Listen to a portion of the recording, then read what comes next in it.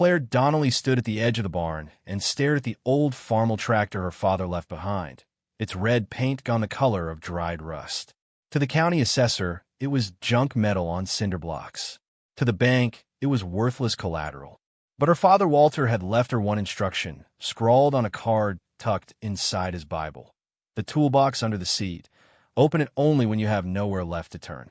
Claire had ignored that box for 11 months. On the morning the foreclosure letter arrived, she finally climbed onto the tractor, knelt by the seat, and pried the latch loose. Rust flaked in her palms. The hinges screamed, and when the lid came up, what sat inside that toolbox wasn't wrenches or bolts. It was the reason her father had worked in that barn alone every night for 30 years. Before we jump back in, tell us where you're tuning in from, and if this story touches you, make sure you're subscribed, because tomorrow, I've saved something extra special for you. Claire Donnelly had been back in Talent, Oregon for exactly 4 months when the letter from Rogue Valley Farm Credit arrived. She read it standing at her father's kitchen counter, coffee going cold beside her, and she read it again because the first time through, her mind refused to hold the number. 41 days. That's what they'd given her. 41 days to pay down the arrears on a loan she hadn't taken out, on land she'd inherited 3 months after burying the only parent she had left. She was 39 years old. She'd moved back from Sacramento to settle her father's affairs, thinking it would take a few weeks. Sign some papers, sell the equipment nobody wanted, put the house on the market, go home. That had been the plan in March. Now it was July, and she was still here, sleeping in her childhood bedroom, drowning in a mess her father had never once mentioned while he was alive. Walter Donnelly had run 22 acres of pear orchard on the west side of town for 4 decades. Claire's mother died when Claire was 9, and after that it had just been the two of them, her father up before dawn every day of her childhood, hands permanently stained the color of tree bark. He wasn't a man who talked about money. He wasn't a man who talked about much of anything, really. He'd call her on Sundays, ask about her job, tell her the pears were coming in early or late, and that would be the whole conversation. She hadn't minded. That was just how Walter was. What she hadn't known, because he'd never told her, was that the orchard had been losing money since 2019. A blight had taken out 1/3 of the trees. He'd refinanced twice to cover it, then again to cover his own hospital bills after a stroke he'd also never mentioned to her. By the time the second stroke killed him in his sleep on a Tuesday in February, he owed the bank $164,000 on land now, worth barely half that, thanks to falling fruit prices and a drought that had cracked the topsoil for 2 summers running. The bank's representative, a man named Craig Ellison, had come out to the property twice already. He was maybe 35, wore a tie even in 90-degree heat, and had a habit of glancing around the property like he was already pricing it out for someone else. On his second visit, he'd told her, not unkindly, but not gently either, that holding on to sentimental attachments rarely paid the mortgage. Claire had wanted to throw her coffee at him. Instead, she'd thanked him for his time and shown him out. She walked the orchard rows that afternoon, past trees her father had grafted himself, past the equipment shed where his ancient Farmall Cub sat exactly where he'd parked a year and a half earlier, tires flat, engine seized, a tarp half fallen off one side. She'd walked past that tractor 100 times since coming home and never thought twice about it. It had been sitting there since before she left for college. As a kid, she used to climb up into the seat and pretend to drive it while her father worked nearby, and he'd always laugh and tell her to be careful of the toolbox latch, that it pinched fingers. She'd forgotten about that until 3 days after the funeral, when she was sorting through his bedroom and found his old leather Bible on the nightstand, spine cracked from use. Tucked into the book of Psalms was an index card in his handwriting, the same blocky print he'd used on every birthday card he'd ever sent her.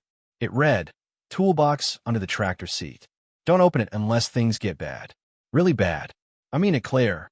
She'd read it, felt a chill she couldn't explain, and put the card back in the Bible. Whatever was in that toolbox, she told herself, it was probably just old parts, maybe some cash he'd squirreled away, $50 folded into an envelope. Her father wasn't a man of secrets. He barely had enough excitement in his life to need one. She'd had enough on her plate with the funeral, the lawyer, the accountant, and she'd let the card slip out of her mind for weeks at a time. But standing in the kitchen now, with the foreclosure notice trembling slightly in her hand, 41 days stamped across the top in bold red ink, Claire thought about that card again. Really bad, he'd written. I mean it. She set the letter down. She walked out the back door, across the gravel drive, past the pear trees heavy with green fruit that wouldn't ripen in time to save anything, and toward the shed where the old Farmall had been sitting quiet and forgotten for a year and a half. The afternoon heat pressed against her shoulders. A dog barked somewhere on the neighboring property.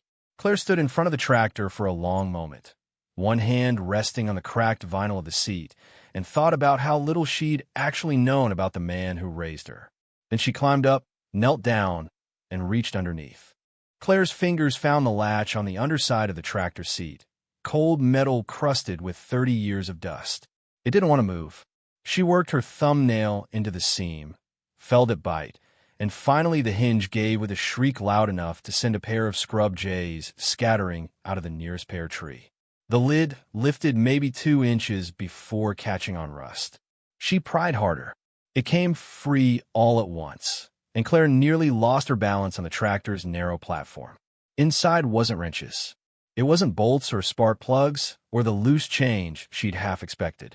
The box was lined with a folded wool blanket, and on top of that blanket sat a small tin, the kind that once held hard candy, now dented at one corner and held shut with a rubber band gone brittle with age.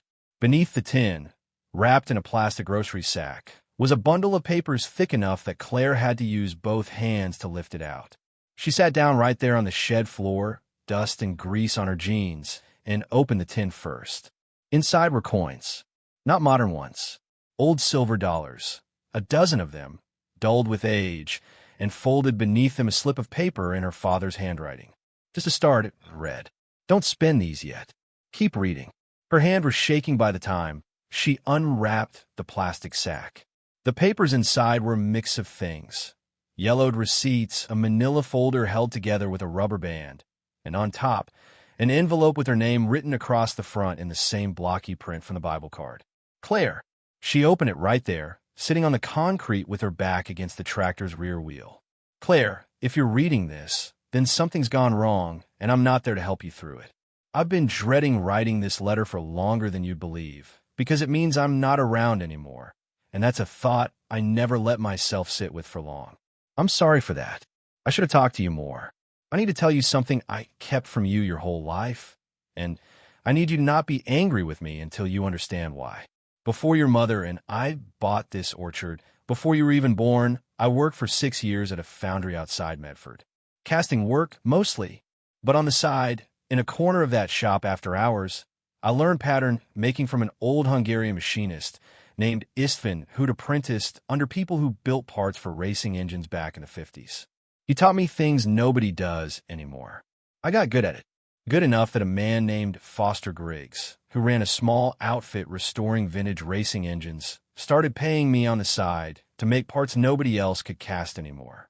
I never told your mother how much that side work paid, because some of what Foster asked me to build was for cars I can't even say I fully understood the value of at the time. One of them was different. In 1979, Foster came to me with a stripped engine block from a wrecked race car and told me it belonged to a Trans Am Camaro that had been driven briefly by a man who went on to become somebody. I won't put the name on paper. You'll understand why when you talk to the man I want you to call. Foster couldn't afford to finish the restoration. He offered me the engine block and what was left of the car in exchange for 6 months of work I'd already put in. I said yes. I didn't tell your mother. I didn't tell anyone. Claire stopped reading and pressed her hand flat against her chest, like she could slow her own heart down by force. She read the paragraph again to make sure she hadn't misunderstood it. Her father, who spent every day of her childhood in flannel shirts smelling of diesel and pear blossom, had once cast engine parts for race cars. Her father had owned part of a Camaro. She kept reading. Preparing and narrating this story took us a lot of time. So if you're enjoying it, subscribe to our channel. It means a lot to us. Now back to the story. I spent the better part of the next 30 years finishing what Foster started. I did it in secret, mostly at night, mostly in the back corner of the equipment shed where you never had reason to go. I told your mother, and later I told you, that I was fixing up an old project car that would probably never run again. That part wasn't a lie exactly. I just left out what kind of car it was, and what it had become worth by the time I was done with it. I didn't want either of you carrying that knowledge around. Money changes how people look at things, and I wanted this place to stay what it always was to you. A home, not an investment. The folder underneath this letter has everything. Every part number, every receipt, every photograph I took along the way. There's also a name and number for a man named Foster's nephew, who still works in this world and can point you toward people who'll know exactly what you have. Don't let anyone rush you, Claire. Don't let anyone tell you it's worth less than it is. I did the work right. I did it the way Isfin taught me, and Isfin didn't cut corners for anybody. I'm sorry I kept this from you. I told myself I was protecting you from something, though now that I'm writing it down, I think I was protecting myself too. It was mine quietly for 30 years. The one thing in my life that wasn't about the orchard or the bills or being strong enough for both of us. I hope you can forgive an old man for wanting one secret. Whatever's happened to bring you to this letter, know that I built something for you long before I knew you'd need it. Go look under the second tarp in the shed, behind where the fertilizer used to be stacked. That's where the rest of it is waiting. Love, Dad. Claire sat motionless for a long moment, the letter loose in her fingers, the shed ticking quietly with afternoon heat around her. Then she looked past the tractor toward the back corner of the shed, toward a shape under canvas she had walked past 100 times without a second glance, and she understood, for the first time, that she had never actually known her father at all. Claire set the letter down on the tractor seat and stood, her knees stiff from sitting on concrete. The back corner of the shed had always been a dead space to her, stacked for as long as she could remember with bags of fertilizer, a broken wheelbarrow, coils of drip line nobody had gotten around to throwing out. She'd never had a reason to move any of it. Now she crossed the shed floor and started pulling bags aside, tossing them into the aisle, working faster as she went until her hands hit canvas.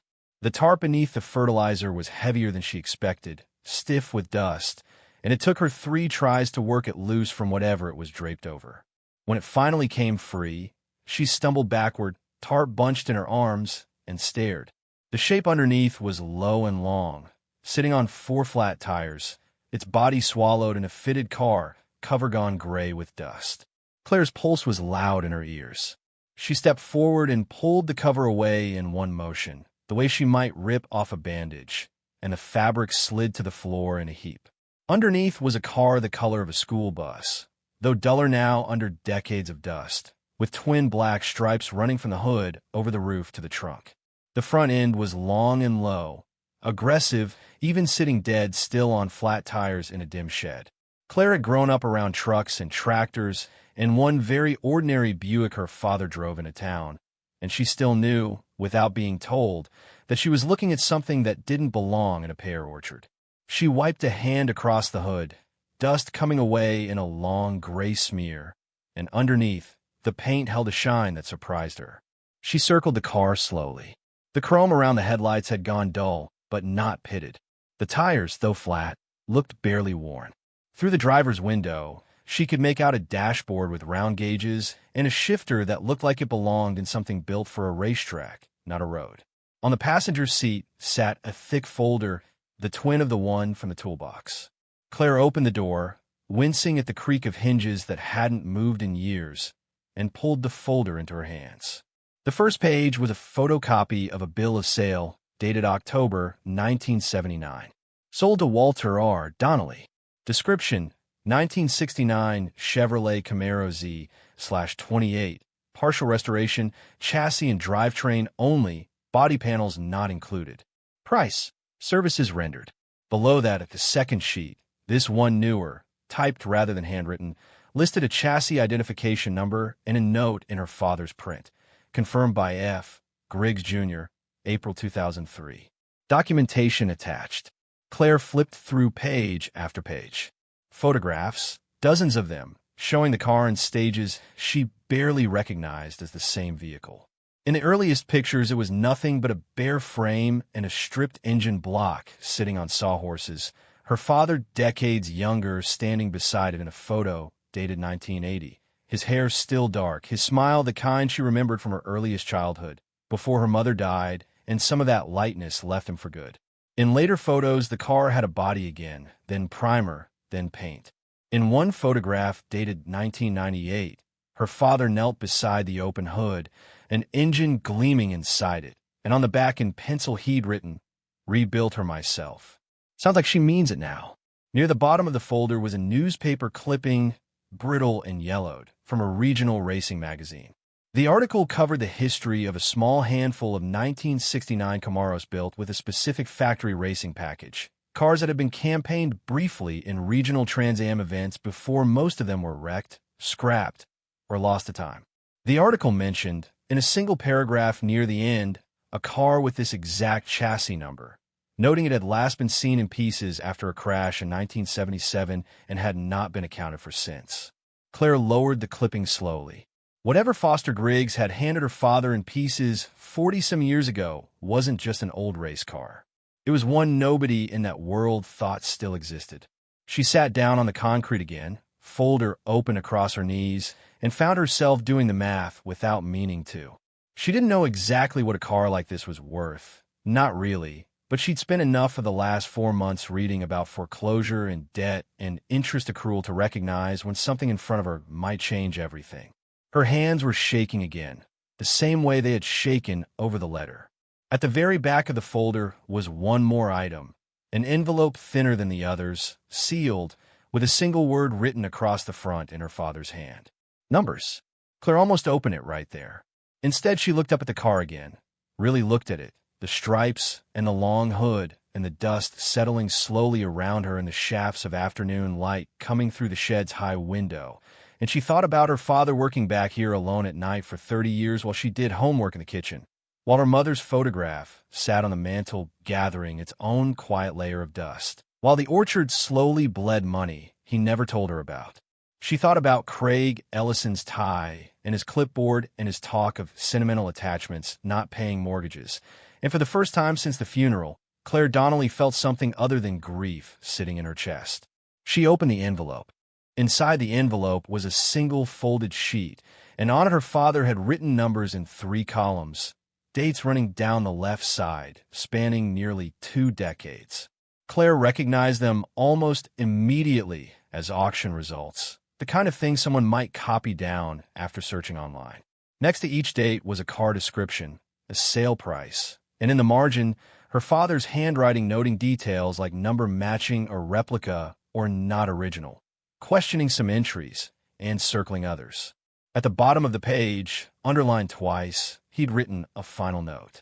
Foster's nephew says a real one, documented, could bring $400,000 to $600,000 at the right sale. Maybe more if the history checks out clean. Don't take less than that, Claire. I mean it. I didn't spend 30 years on this for you to let somebody talk you down. She read the number twice before it settled into her, the way cold water settles into skin, slow and then all at once. For $100,000, possibly more. She thought of the 41 days stamped on the foreclosure letter still sitting on the kitchen counter, and something in her chest that had been clenched tight since March finally loosened, just slightly, just enough to let her breathe. She went back to the folder and found a second, smaller notebook tucked into a side pocket she'd missed the first time through. It was a composition book, the cheap kind sold at the drugstore, its cover soft and curled from handling. Inside, in her father's cramped print, were entries going back years, some just a few lines, some longer. March 1985. Foster's nephew Danny came by after dark. Says he can get me the correct carburetor if I'm patient. Told Claire I was working on irrigation lines. She's 6, she believed me. Won't be so easy when she's older. She turned pages, watching the entries change with the seasons and the years, her father's handwriting aging alongside the project itself. November 1994. Marion's been gone 3 years now, and some nights out here, I still talk to her like she's standing at the workbench. Told her about the car tonight. Told her I was scared Claire would think less of me for keeping it secret.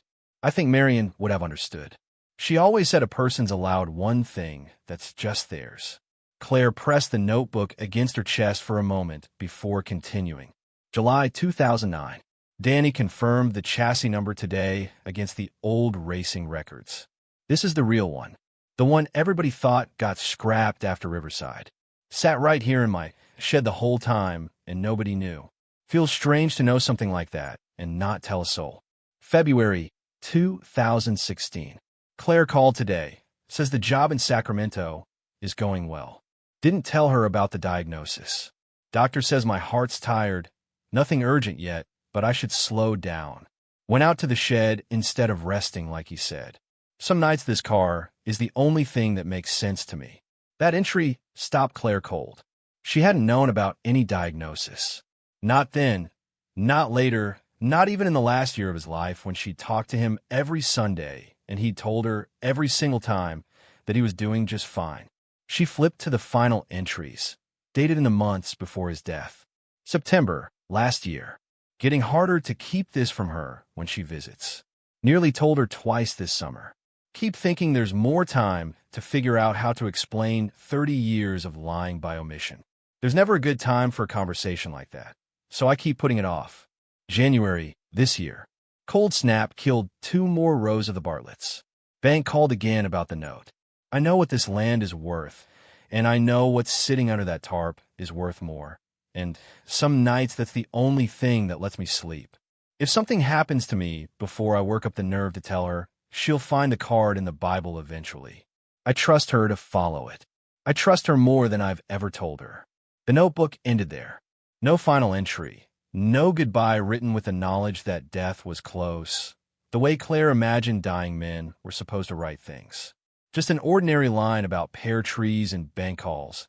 And then nothing because 3 weeks later his heart had simply stopped in his sleep and there had been no more nights left to work up the nerve.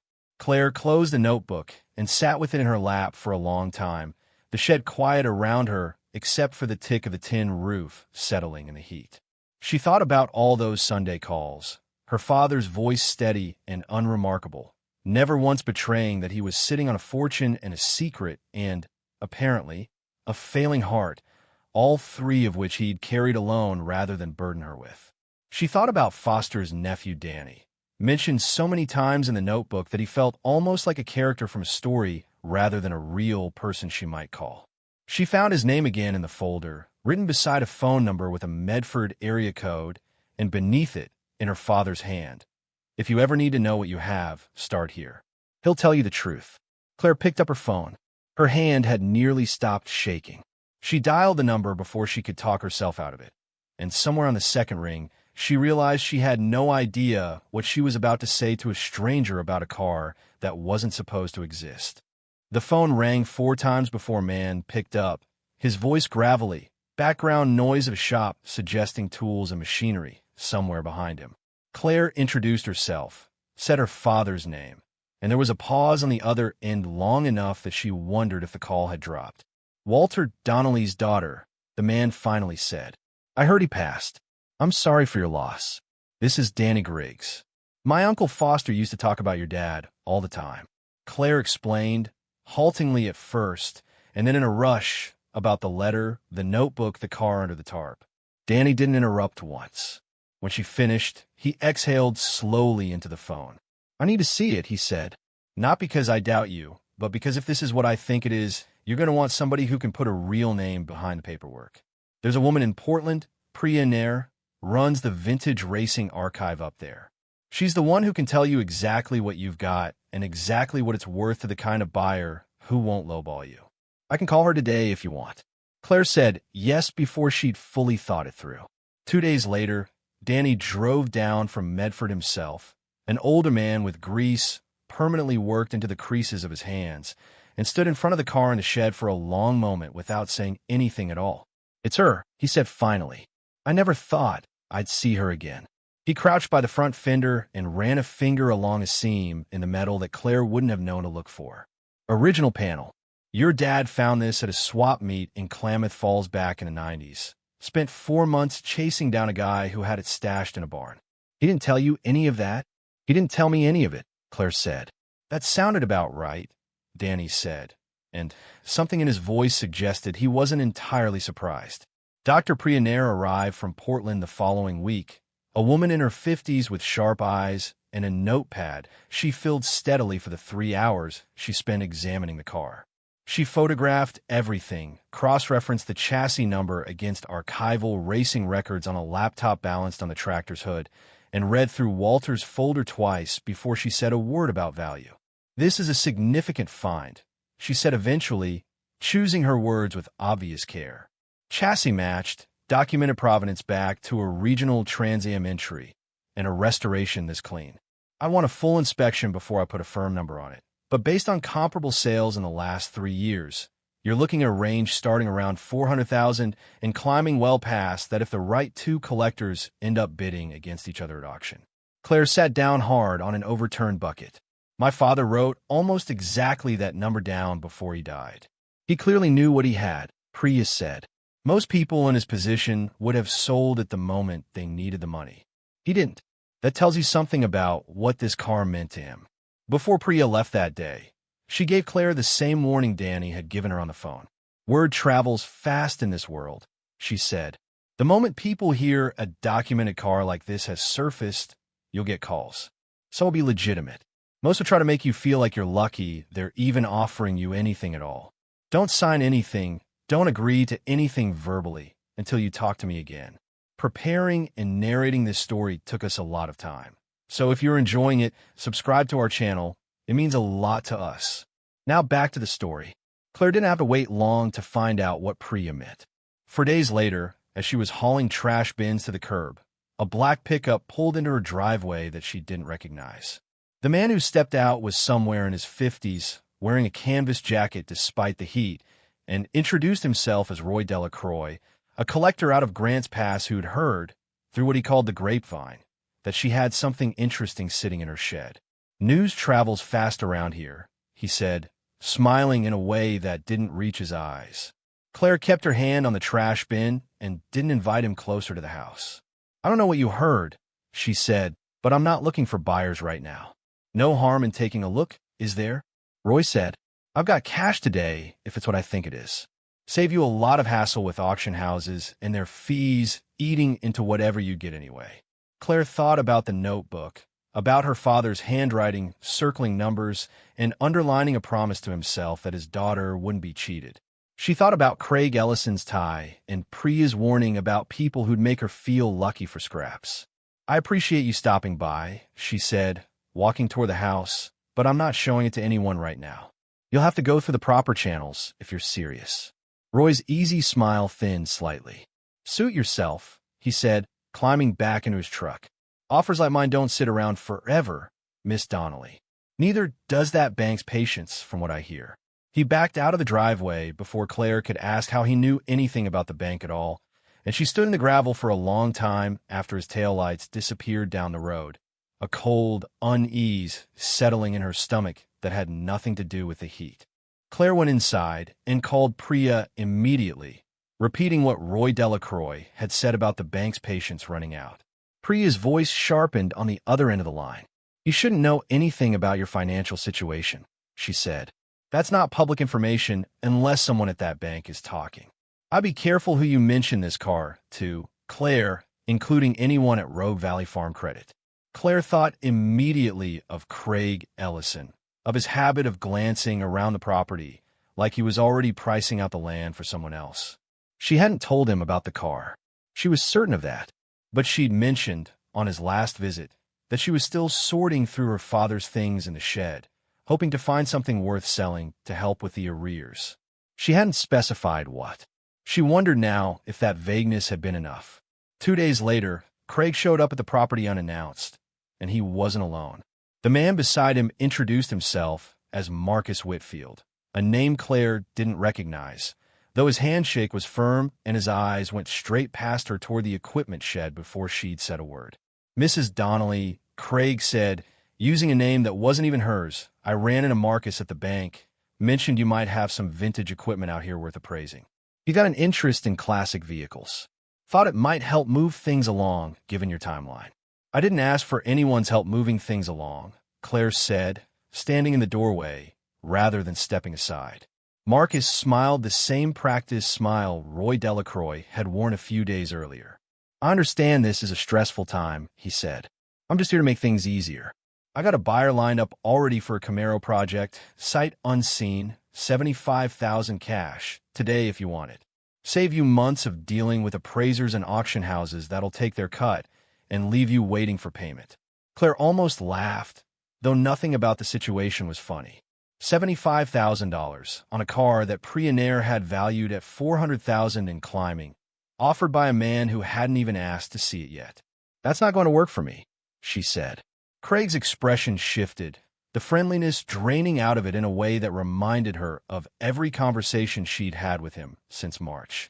Mrs. Donnelly, he said, you have 34 days left before this bank forecloses on the property. I'd think carefully about turning down cash offers when your timeline is this tight. I have a car worth significantly more than $75,000, Claire said, and I have documentation to prove it. I'd think carefully about how you knew there was a car back there at all, Mr. Ellison, since I never mentioned one to you. Something flickered across Craig's face, gone almost as fast as it appeared, but Claire caught it. He hadn't expected her to know that detail mattered. I was simply trying to help, he said, recovering his composure. Marcus is a legitimate buyer. This offer won't stay on the table forever. And it can leave, Claire said. Both of you need to go. Marcus's smile finally cracked into something colder. You're making a mistake, he said. People who hold out for more money than something's actually worth usually end up with nothing at all. That bank's going to take this property whether you like it or not. And when they do, whatever's sitting in that shed becomes their problem to sell for pennies. I'm offering you a way to walk away with something in your pocket. The car is worth what my documentation says it's worth, Claire said, and I have an appraiser who agrees with every number. You're welcome to leave now. They left, Craig's truck kicking up gravel down the long drive, and Claire stood on her porch shaking with an anger she hadn't let herself feel in months. Not through the funeral, not through the foreclosure letter, not even through discovering the car itself. She went inside, found a composition notebook where she'd left it on the kitchen table, and opened it to a blank page near the back. Underneath her father's last entry, in her own handwriting, she wrote, Roy Delacroix, offered nothing specific, mentioned the bank. Marcus Whitfield, $75,000, sent by Craig Ellison. Both declined. She called Priya again that evening and told her everything. The $75,000 offer, Craig's slip about the timeline, the way Marcus had known exactly how much pressure to apply. That's exactly the kind of thing I warned you about, Priya said. Someone at that bank is feeding information to buyers who profit from desperate sellers. I want you to document every single interaction from here forward, in writing if possible. And Claire, I think it's time we move faster than I originally planned. I don't want to give these people any more room to work. Priya called back 2 mornings later with an update that made Claire sit down at the kitchen table before she'd even said hello properly. I spoke with our acquisitions board last night, Priya said. This isn't how we normally move, but given the timeline you're under, and given what Danny and I have both confirmed about the chassis, they approve an offer. The archive wants to purchase the Camaro outright for $450,000, and if it goes to public exhibition, there's an additional licensing payment tied to that down the line. We can have papers ready inside a week. Claire pressed her palm flat against the table's worn wood grain, the same table her father had eaten breakfast at every morning of her childhood, and found she couldn't speak for a moment. That's real, she finally managed. That number is real. It's real, Priya said, and it's fair. I wouldn't offer you less than what this car deserves, and I wouldn't let you take less from anyone else either. Claire thanked her, hung up, and sat alone in the kitchen for a long while, the foreclosure letter still sitting where she'd left it weeks earlier, 30 days now instead of 41. She thought about walking into Rogue Valley Farm Credit and handing Craig Ellison a check that would erase every trace of urgency from his voice. She let herself enjoy that thought for exactly as long as it took to finish her coffee. But Marcus Whitfield wasn't finished. He came back 4 days later, alone this time, parking not in the driveway but on the shoulder of the road just past the property line, as if he suspected showing up on her land again might not go well. He knocked on the door with an envelope in hand. I wanted to apologize for how that went last time, he said before Claire could speak. Craig can be a little heavy-handed. I want to make this right. I'll go to $110,000 cash, no inspection needed. That's a serious number, Mrs. Donnelly. It's not close to a serious number, Claire said. I have a verified offer for over 4 times that from an accredited archive, with full documentation and a buyer who actually asked to see the car before naming a price. Marcus's jaw tightened. Archives like that take months to close, sometimes longer, he said. Paperwork, board approvals, insurance appraisals. You've got 30 days. I can have cash in your hand by Friday. Ask yourself what happens if that deal falls through and you've got nothing left but a foreclosed farm and a car sitting in a bank-owned shed. It won't fall through, Claire said, though a small cold thread of doubt moved through her chest anyway, because he wasn't entirely wrong that these things could take longer than anyone wanted. Marcus held the envelope out anyway. Think about it, he said. My offer's good through Friday. After that, I'll walk, and you're stuck hoping strangers in Portland move faster than a bank that's already decided to take your land. He left the envelope on the porch rail when Claire refused to take it and drove off without another word.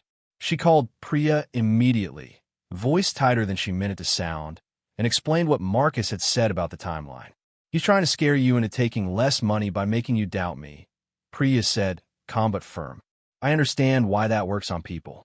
But I've done this before, Claire, more times than I can count, and I promise you, our paperwork moves faster than a foreclosure clock when the board's already approved the number. I'm overnighting the purchase agreement today. My attorney is drafting language right now that lets us wire funds within 5 business days of signing, well ahead of your deadline. You do not need Marcus Whitfield's cash. Claire exhaled for what felt like the first time in an hour. I believe you, she said. I just needed to hear it again. That's what I'm here for, Priya said. Sign nothing else. Talk to no one else. We're close now. The papers arrived the next afternoon, thick and official, and Claire read every page twice at the kitchen table with a legal pad beside her, jotting questions to call Priya about, just as her father's notebook had told her to do. When she finally signed her name at the bottom of the last page, her hand was steady in a way it hadn't been since she'd first pried open that toolbox weeks earlier. She thought, signing it, of her father sitting in this same shed at night for 30 years, casting parts and chasing down swap meet leads and writing numbers in the margins of auction listings, building something in secret that he hoped she'd never actually need. She thought about how close she'd come to selling it for $75,000 to a stranger who wouldn't have thought twice about her afterward. She folded the signed agreement into the same envelope where her father had once kept his silver dollars and set on the kitchen counter to mail in the morning.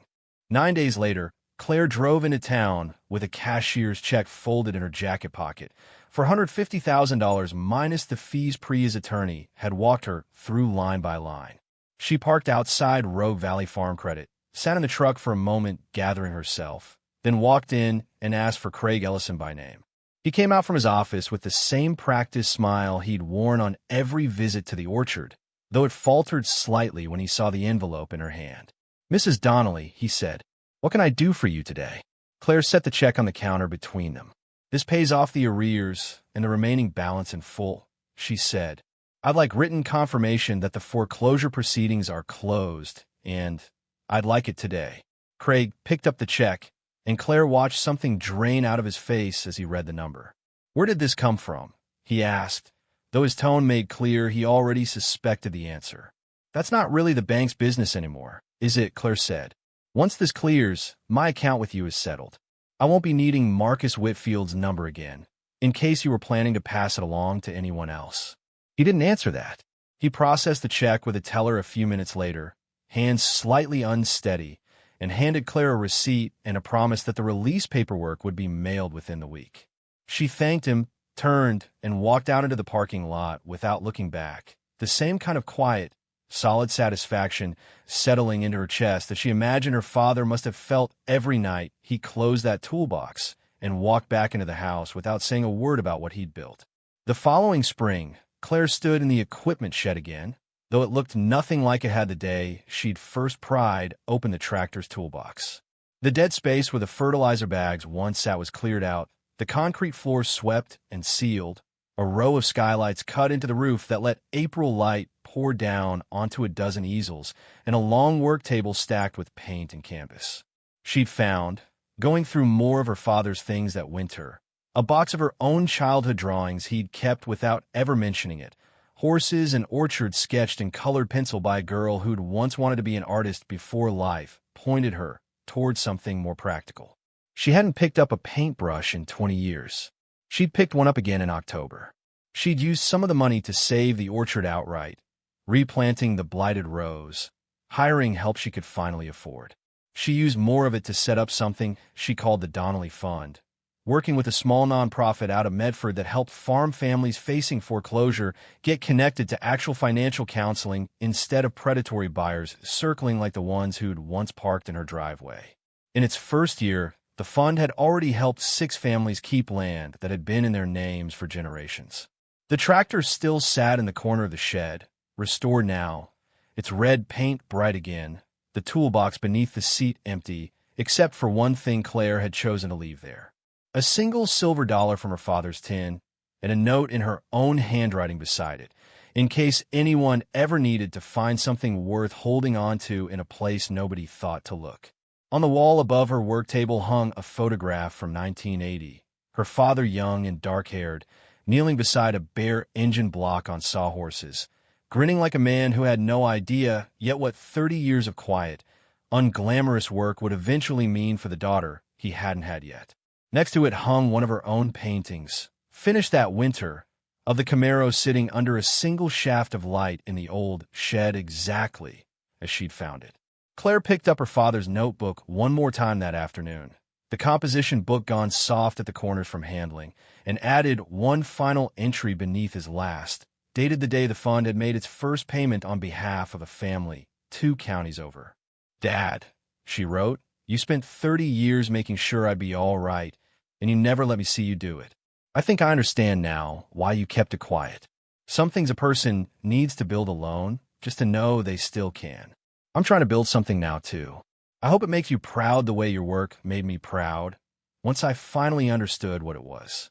She closed the notebook, set down her pen, and picked up a brush instead, the orchard stretching green and steady out the window behind her, exactly the kind of ordinary, unremarkable afternoon her father had spent 30 years working in secret to make sure she'd still have. Up next, you've got 2 more standout stories right on your screen. If this one hit the mark, you won't want to pass these up. Just click and check them out. And don't forget to subscribe and turn on the notification bell so you don't miss any upload from us.